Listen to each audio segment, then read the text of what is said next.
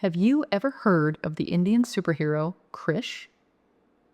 If you said no, then I'm about to change that for you. Okay, this is sort of a birthday treat for myself. While I like all kinds of sci-fi, this particular franchise has me by the heartstrings. Some years back, when I was starting to really deep dive into sci-fi outside of the US, this was my first dip into sci-fi from India. It started me on the path to loving Indian cinema in general. I wasn't expecting that while seeking out sci-fi around the globe, I would end up super enjoying a specific film industry, but I'm good with that discovery. Plus, I wound up adoring these films. The first two films in particular really caught me, but I own all three of the main films that have been made so far. I had an event about a year ago where an evening theme was superheroes, and I figured out how to come as Krrish. This event was in the US, and I knew there was almost nobody who would even guess who I was, but I didn't care. When I ordered the mask from India, I was just hoping that it would arrive undamaged from the journey, and success. And I was super thrilled to go as a superhero I really love. Anyway, since my birthday was just a few days ago, I figured why not enjoy myself and share some that is special to me. Okay, the main franchise is comprised of 3 films: Komagaya, Krrish, and Krrish 3. All 3 films also have family connections behind the scenes. The main character in each of these films is played by the actor Hrithik Roshan.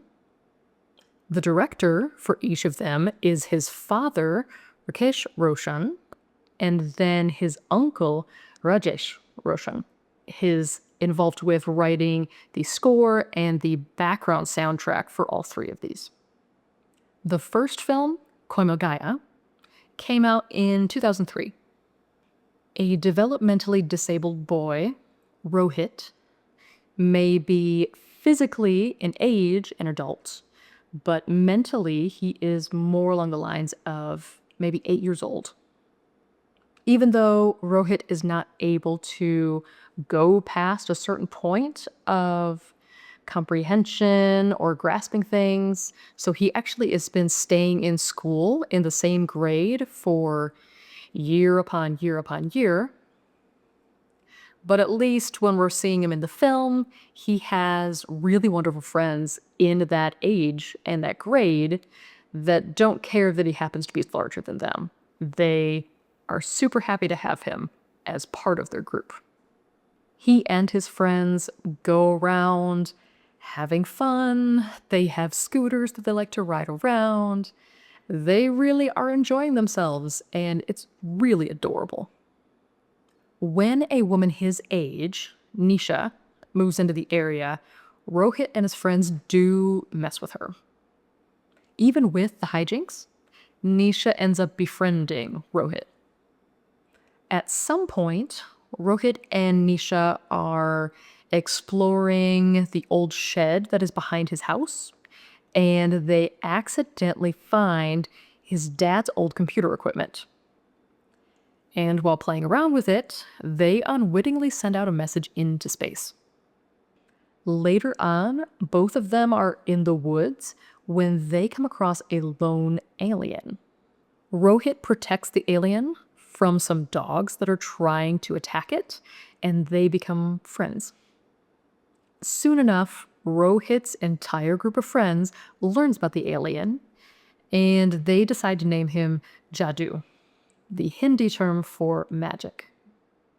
When some higher-ups in the government discover evidence of aliens on Earth, they start putting forth efforts to try and secure one for themselves. Of course, Rohit and his friends are not about to leave Jadoo to fend for himself. That's about all I'll give away of Koimagaya's plot, but it's such a heartwarming film. When this came out in 2003, it was a huge hit, and the film also won quite a few awards. It was also the highest grossing film in India for that entire year. A lot of funding went into different aspects of the film development. For special effects, a company was hired along with some US artists who were also involved with the effects creation behind Independence Day and also the US 1998 film Godzilla. Practical effects artists from Australia were hired to create the alien ship and also Jadu's animatronic fakes, and both of those efforts took around a year. And speaking of Jadu, I have to give props to the actor that brought him to life, Indravardhan Purohit. To get ready for filming, he lost 15 kilograms or over 30 pounds and set himself up with an exercise regimen so that he could actually be able to operate inside the entire alien getup. On top of that, the animatronic face was so heavy that in between scenes, he needed to take oxygen just to prevent suffocation. India is not different from many other places in the world where little people actors are often, it's very rare to get roles, and when they do come, they're usually of a comic or farcical nature. By the time Koimagaya came around, Purohit had had a very extensive career, over 300 roles, I believe, by that point. The role of Jadu was markedly different from most of those other roles that he had been doing for years at this point, and it left Purohit very excited. He said it was the role of a lifetime for him. Outside of India, Koimagaya gets unfairly compared to E.T. I'm just going to have a rant on this. Just because in a film a child meets an alien, why does everyone insist on stacking it up and comparing it to E.T.? E.T.'s success at the time it came out seems to have eclipsed any other film that had that kind of situation before it. And they did exist. It kind of sucks that every subsequent film still ends up being compared to it. I know there's any number of people who have a love of E.T., and they caught it when it came out. It was clearly pivotal for them. But for me, I caught it as an adult, and I thought it was fine. It's a good movie, but it didn't grab me.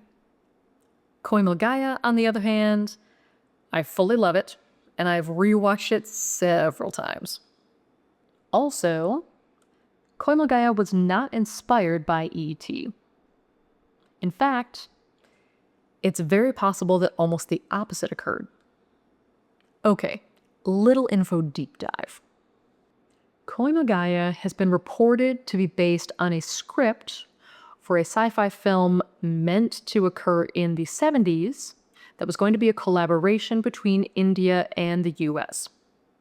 The film's script was titled The Alien, and it was written by the famous Indian filmmaker Satyajit Ray. Sidebar, I've only seen Satyajit Ray's Apu trilogy, but they're phenomenal films. They're not sci-fi, but oh, are they amazing. Anywho, he writes this script, The Alien, and it was well on its way to being made. Satyajit Ray had already traveled to the US and signed on with Columbia Productions to produce the film. Peter Sellers and Marlon Brando were reportedly cast in lead roles for it. Then, somewhere in this process, Ray found out that his representative for Hollywood, Michael Wilson, had pulled some shady crap. Wilson had gone behind Ray's back, copyrighted the script, and also had himself listed as a co-author, even though he had nothing to do with its creation. I couldn't learn more about what else went wrong after that, but at some point, Ray gave up on the project and returned to India. However, the script ended up circulating in the US despite the film never being made. Different people in the film industry got access to the script somehow and were circulating it and sharing it with others. Fast forward a few years later, and Steven Spielberg releases E.T., which of course blows up in the US. The Alien script must have still been decently known because Spielberg was actually questioned on the similarities between the Alien script and E.T. He denied any awareness of that script, but his claims of being in school while the Alien was circulating don't hold up. In fact, he had already graduated and was involved in the film industry by the time that script was making its round. So, getting back to the rant, not only is it rather presumptuous to assume that any films about children meeting aliens is drawing inspiration from E.T., E.T. itself very likely, very possibly, drew inspiration from the same source as Koimogaya. So, E.T. can suck it. Okay, the second film came out 3 years later in 2006, and the title was Krrish. There's a time jump from Koimogaya to Krrish.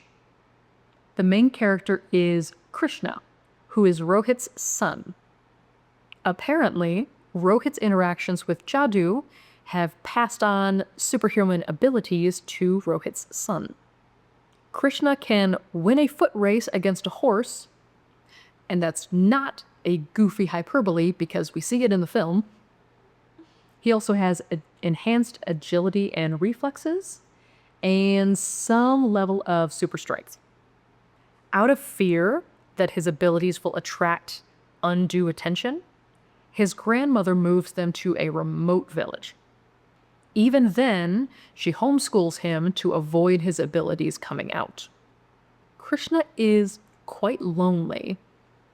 He really only has friends in the animals that populate the forests that he roams around, while he's not actually going into the village itself. At some point, a tourist group from Singapore arrives for a fun excursion in this very gorgeous remote setting. They're doing whitewater rafting, hiking, camping, just taking advantage of the actual scenery that they find themselves in. Krishna decides to have fun pranking them with ghost stories that get spread about a ghost operating in that area. He eventually comes clean about the pranks and bonds with some of the group. In particular, a young woman, Priya. After the group finishes their tour and returns to Singapore, Krishna ends up following after. But Krishna's abilities are much easier to notice in a major city. So when he does need to use them, what better way to keep his identity from being known than donning a mask and a getup to disguise? Krrish took sort of a sharp turn away from Koimogaya. Where Koimogaya was a heartwarming film that would likely be termed family-friendly, Krrish ends up going into superhero territory. The phenomenon of double roles also comes up. In Indian cinema, it is quite common for the same actor or actress to play their own twin or sibling, father-son, mother-daughter, that sort of thing. So the same actor who played Rohit, Hrithik Roshan, also plays Rohit's son, Krishna. For this franchise, this was actually the first film I watched. When I came across it as an Indian sci-fi film, I had no idea, and what I was looking at did not say that it was part of a franchise, so I ended up watching it out of order. It was kind of mind-blowing to watch this while being totally ignorant to it being a sequel. Partway through the film, there's a flashback recap that shows Rohit's experiences, but of course this was brand new to me. The recap then segued into entirely new material that bridges the gap between the two films. This double recap info dump left me gobsmacked at the time. I was definitely in this mindset of, what the heck kind of film is this? Where is it even going? It did actually just serve to hook me more. I did find out pretty soon after watching that it was a sequel, and learning about Koimongaya, managed to hunt that down and watch it, and fell in love with that pretty easily too. Koimongaya is my favorite, but Krrish is still delightful. I like and gladly go see superhero films, but I own basically none aside from this franchise. Okay, the third film was 7 years later, much longer time gap compared to the previous two, and its title is Krrish 3. And yes, it's a very weird title. It does not seem to make sense, but apparently they were numbering by the total number of films in the franchise, even though it's very confusing to have no Krrish 2. Anyway, in Krrish 3, Krishna is living in Mumbai with his now wife, Priya. He struggles to keep a job as he keeps walking away whenever a crisis comes up to don his superhero getup. But then he looks very unreliable, understandably so, and gets fired.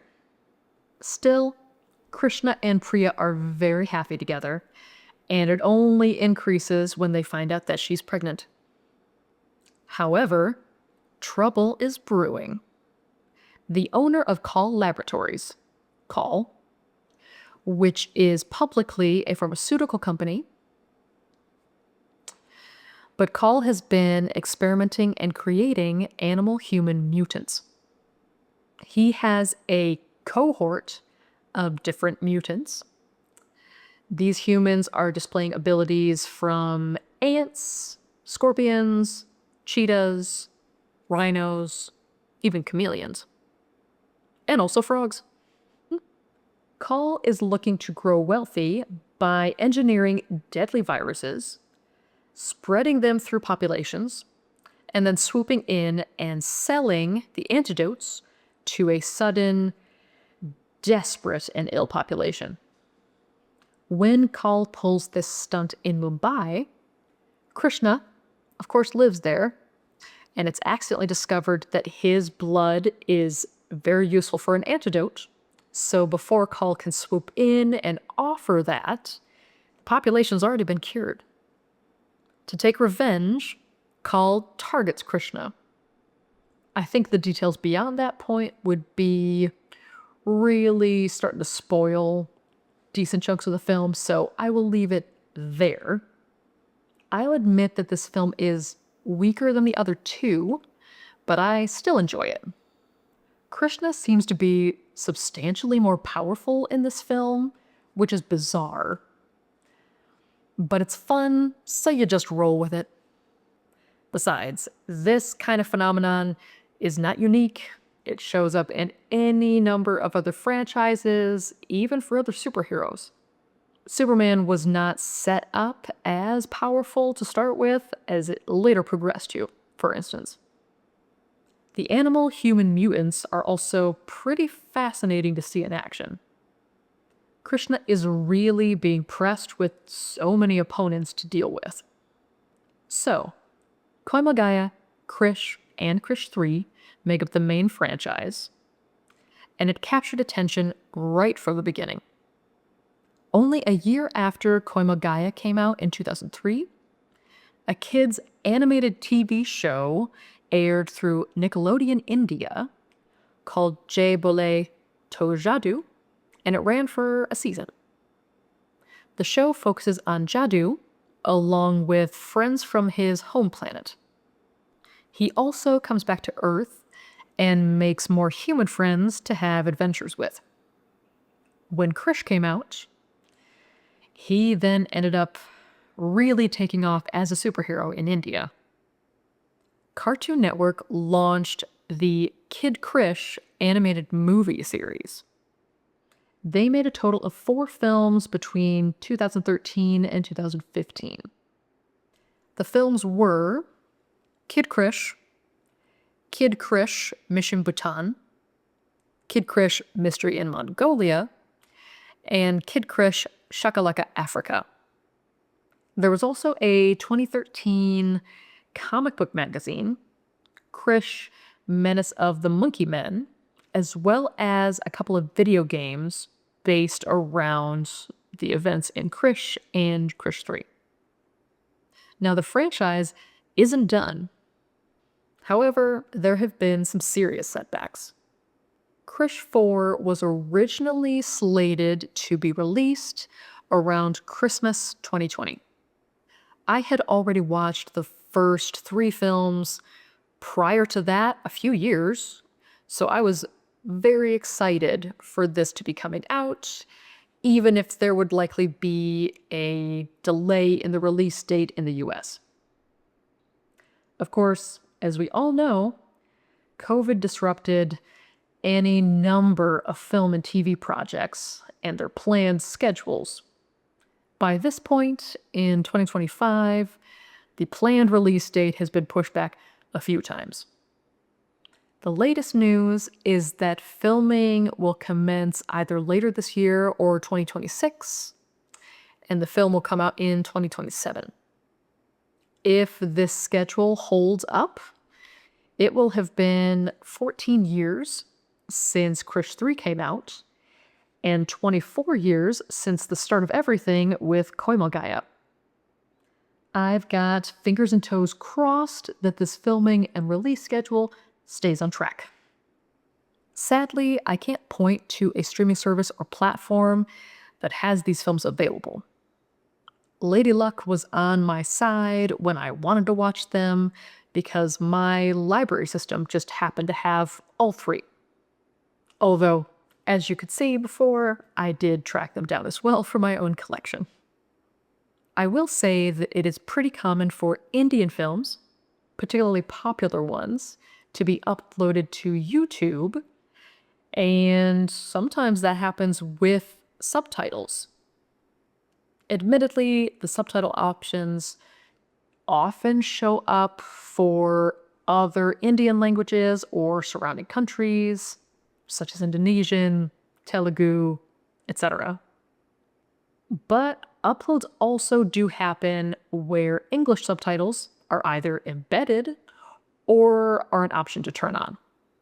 It shouldn't be a surprise that I would happily encourage anyone giving these a try, so maybe YouTube will smile on you should you go looking. Sneak peek into next week's content. It is an animated Serbian film from 2007. Now, I would happily befriend Jadoo if I met him in the woods, but as that has not happened, I will see you soon for more sci-fi. As always, though it's not a universal truth, it's quite a fun perspective. See you all. Sci-fi is a way of life.